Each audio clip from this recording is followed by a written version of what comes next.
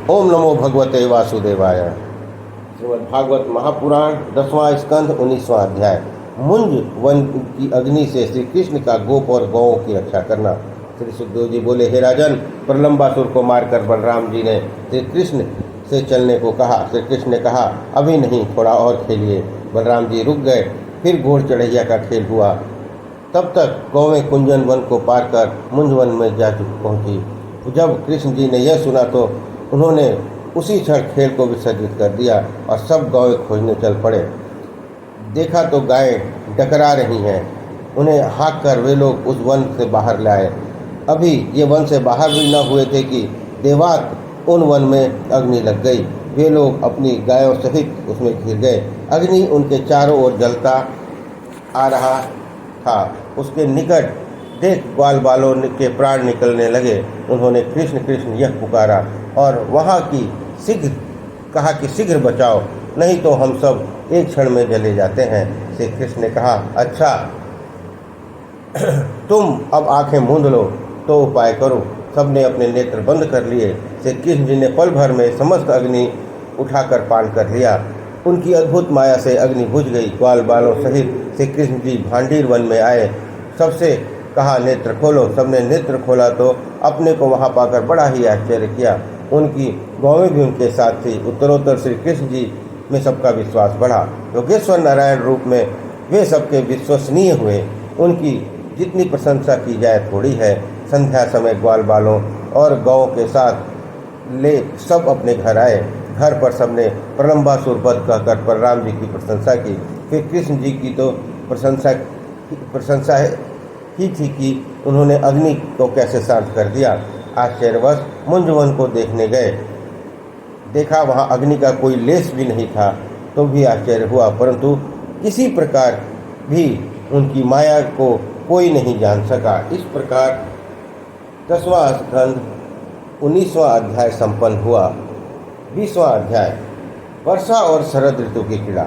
श्री सुखदेव जी बोले, इस प्रकार गोपों ने अपने को दावानल से बचाने और प्रलंबासुर के वध करने का श्री कृष्ण रामचरित्र अपनी स्त्रियों को सुनाया। वहाँ ग्वाल और गोपियों ने यह बात सुनकर अचरज किया और ब्रज में आए श्री राम कृष्ण को देवोत्तम माना।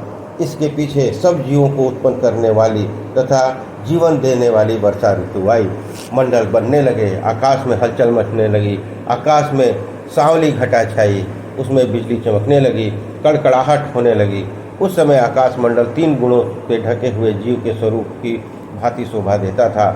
जैसे राजा प्रजा से धन लेकर पीछे प्रजा को ही देता है, वैसे ही सूर्य भगवान 8 मास तक पृथ्वी का जल रूपी धन अपनी किरणों के द्वारा खींचकर समय आने पर फिर उसको देने लगे। जैसे दयावान पुरुष दुखी होकर उसे सुखी करने की दया की कंपित होकर अपना जीवन त्याग देते हैं, वैसे ही बड़े बड़े मेघ बिजली रूपी आँखों से इस जगत को तप्त देखकर वेगमान वायु से कंपित होकर अपना जीवन जल छोड़ने लगे। जैसे फल की इच्छा करने वाले पुरुष का शरीर तप करने से पहले दुर्बल पड़कर फिर तप के फल पाने में पुष्ट हो जाता है, वैसे ही ग्रीष्म रूपी तप से दुर्बल हुई पृथ्वी मेघ जल रूपी फल को पाकर पुष्ट हो गई।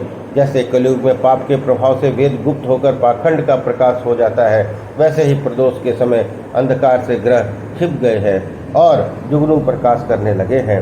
जैसे मौन धारण किए हुए शिष्य नित्य कर्म से अवकाश पाने पर गुरु की वाणी सुनकर पढ़ना प्रारंभ कर देते हैं, वैसे ही मेघ का सब सुनकर मेढक बोलने लगते हैं। जैसे अजितेंद्रिय पुरुष का शरीर धन और संपत्ति मर्यादा छोड़कर उल्टे पथ को जाता है, वैसे ही तत्काल सुख पाने वाली क्षुद्र नदियाँ का जल मर्यादा छोड़कर उल्टे मार्ग में बढ़ निकलता है। जैसे राजा की सेना विचित्र वर्ण और छत्रों की छत्र छाया वाली दिख पड़ती है, वैसे ही हरी घास वीर बहुटी और छत्रक से पृथ्वी हरी लाल छत्र छाया वाली प्रतीत होने लगती है।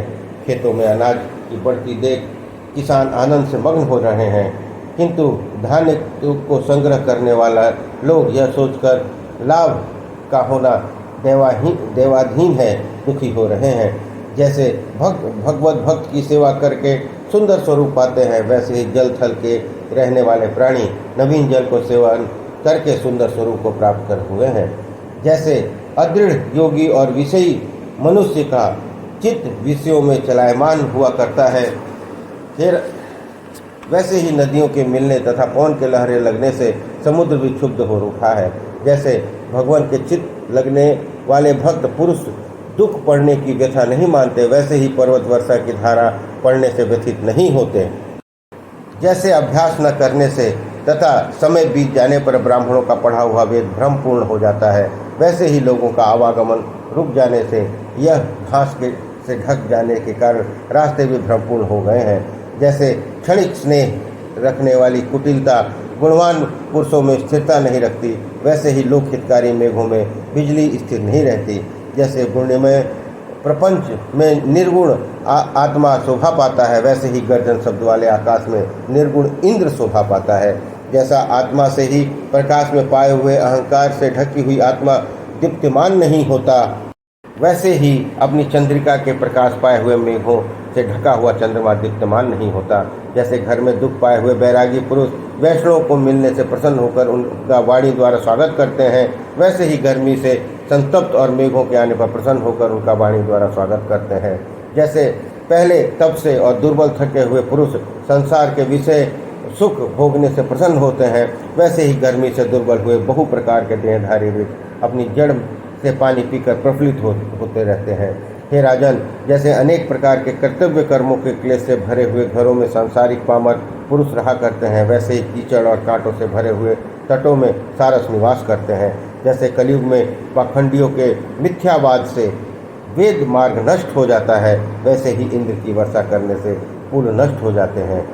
जैसे पुरोहितों की प्रेरणा करने पर समय समय पर राजा लोग प्रजा को सुख देते हैं, वैसे ही वायु की प्रेरणा करने से मेघवृंद जीवों को अमृत के समान जल देते हैं।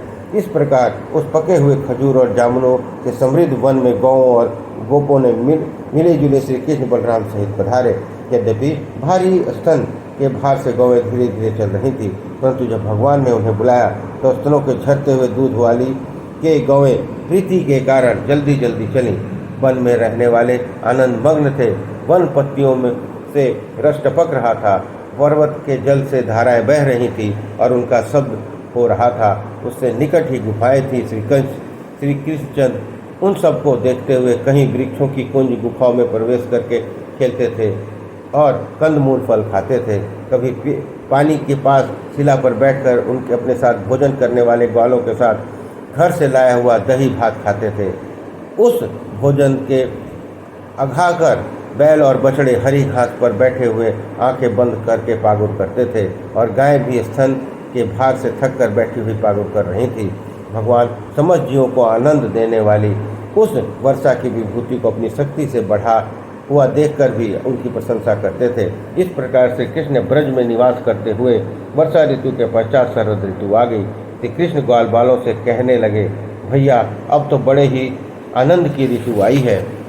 हे राजन, इस प्रकार शरद ऋतु के आते ही आकाश निर्मल हो गया, पृथ्वी से कींच और जल की मलिनता आदि का वैसे ही नाश हो गया जैसे श्रीहरि की भक्ति से चारों ओर आश्रमों में दुख नष्ट हो जाते हैं। अब प्राणियों के वे दुख जो आकाश के बादल और वर्षा के कारण थे नष्ट हो गए।